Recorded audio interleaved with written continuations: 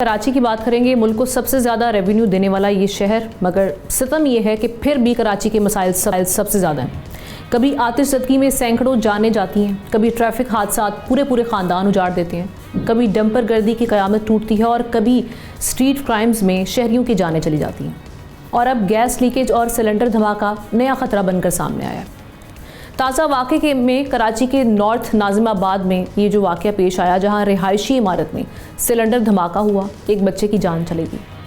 धमाका इतना शदीद था नाजरीन कि दूर दूर तक आवाज़ सुनाई दी। इलाका मकीनों का कहना है कि गैस ना होने पर सिलेंडर इस्तेमाल मजबूरी बन चुका है, लेकिन दूसरी तरफ शहर में गैस लीकेज और सिलेंडर फटने के वाक़यात ख़तरनाक हद तक बढ़ते चले जा रहे हैं।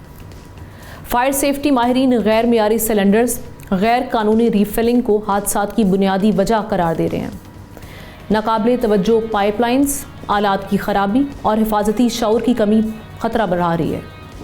अब सुई सदरन गैस कंपनी ने भी गैस चोरों के ख़िलाफ़ बड़ा ऑपरेशन शुरू कर दिया है। गैस प्रेशर मशीन पर ज़ीरो टॉलरेंस पॉलिसी नाफिज करते हुए खिलाफ वर्जी पर 5 लाख तक जुर्माना होगा।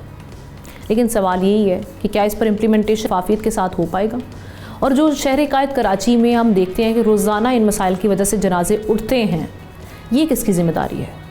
क्या हुकूमत कभी जागेगी और शहर कायद कराची के जो मसाइल हैं उन पर वाकई तवज्जो देगी, या सिर्फ बयानबाजी तक मामला चलते रहेंगे? सब्सक्राइब करें और बेल दबाएं ताकि कोई खबर रह न जाए।